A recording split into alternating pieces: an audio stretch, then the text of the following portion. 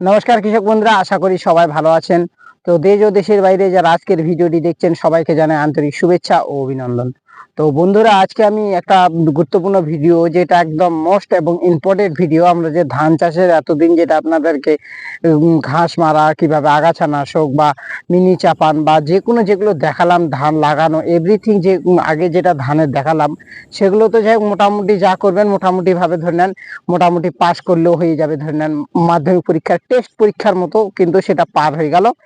এখন যে আমাদের ফাইনাল চাপানটাই যে 21 বা 22 দিন বা 25 দিন, এর মধ্যে আমাদের ধানের বয়স 23 দিনের মাথায় আজ দিয়ে চলতেছে।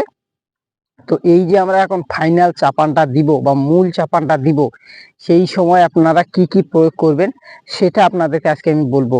কারণ এটাই হচ্ছে ধানের 1 নাম্বার এবং মূল যে চাপানটা, সেটা কারণ এই চাপানটার মাধ্যমেই আপনাদের যে পাশকাঠিটা সেটা বৃদ্ধিটা খুব দ্রুত হবে, এবং পাশকাঠিটা যদি যত বেশি না হয় তাহলে কিন্তু ধানের ফলনটা ভালো আসে না। তাই ধানের ফলনের ম্যান ভূমিকাটা পালন করবে আপনাদের এই চাপান, এই যে চাপান সারটা আছে মূল চাপান সারটা, সেই চাপান সারটা কিন্তু 1 নাম্বার। এই প্রথম 21 বা 25 বা 23 দিনের মাথায় এটাই হলো মোস্ট এবং ইম্পর্টেন্ট চাপান।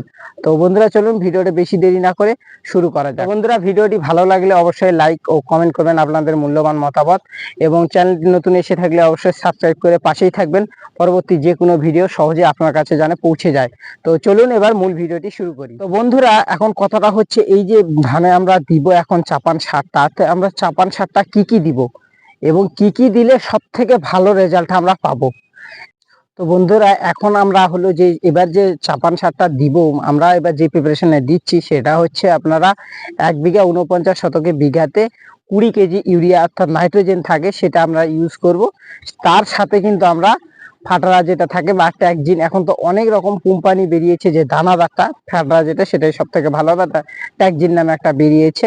এটা দিলেও কিন্তু খুব দুর্দান্ত রেজাল্ট হয়। এটা কিন্তু বিঘা প্রতি আপনারা 2 কেজি করে দিয়ে সেই 20 কেজি ইউরিয়ার সাথে ভালোভাবে মিশিয়ে নিয়ে ছড়িয়ে দিবেন, তাহলে কিন্তু খুব ভালো রেজাল্ট হয়।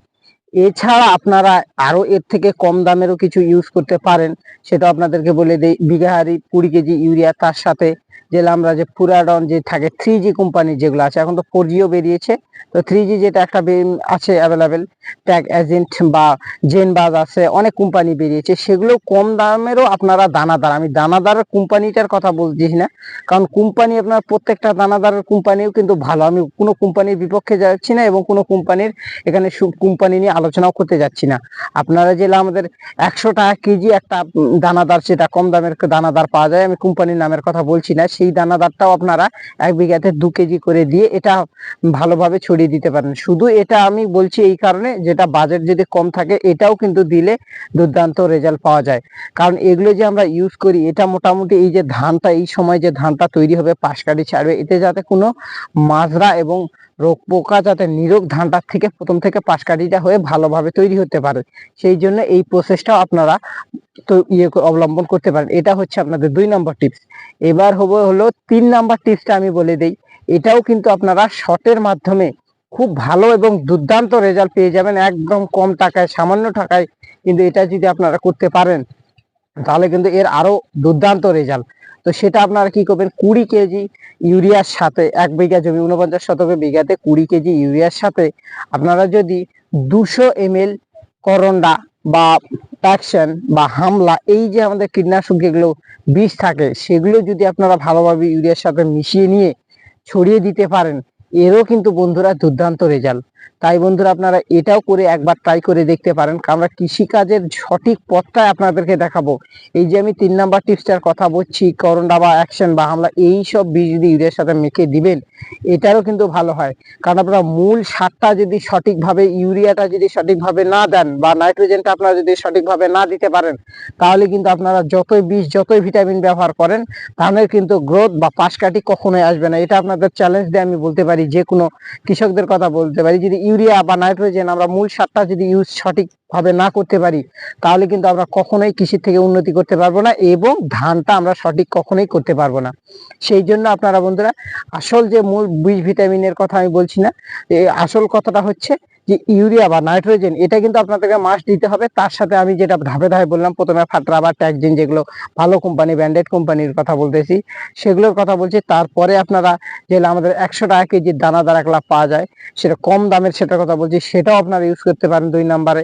3 নম্বরে, সেটা যদি আপনার হাতের নাগালে না থাকে বা পয়সা বাজেটের কমে, মানে কি এখন তো কৃষকের অনেক রকম পরিস্থিতি, হাতের পরিস্থিতি দেখেও আমাদেরকে ভিডিওগুলো বানাতে হচ্ছে, কারণ সব সময় পয়সা হাতে কৃষকের হাতে থাকে না। সেই জন্য আপনারা করন্ডা বা অ্যাকশন বা হামলা, এই সব ধরনেরও বীজ আপনারা ইউজ করে ইউরিয়ার সাথে ভালোভাবে মাখিয়ে নিয়ে ছড়িয়ে দিতে পারেন। আর আপনারা যে এই যে বীজগুলো দিবেন, এই যে ইউরিয়াটা বা নাইট্রোজেনটা ছড়াবেন, জলটা কিন্তু 2 আঙ্গুল 2-3 আঙ্গুলের বেশি রাখবেন না, কারণ ইউরিয়া দেওয়ার পর জলটা বসে যাবে, তারপর আপনারা নতুন করে জলটা দিবেন। এই রকম করলে কিন্তু সব থেকে ভালো রেজাল্টটা পাওয়া যায়। তো বন্ধুরা, ভিডিওটি ভালো লাগলে অবশ্যই লাইক এবং কমেন্ট করবেন আপনাদের মূল্যবান মতামত, এবং চ্যানেলটি নতুন ভিজিট করে থাকলে অবশ্যই সাবস্ক্রাইব করে পাশে থাকবেন, এবং যারা নতুন সাবস্ক্রাইব করে তাদেরকে অসংখ্য ধন্যবাদ। তো বন্ধুরা, এই বলে আজকে ভিডিওটি শেষ করছি। নমস্কার।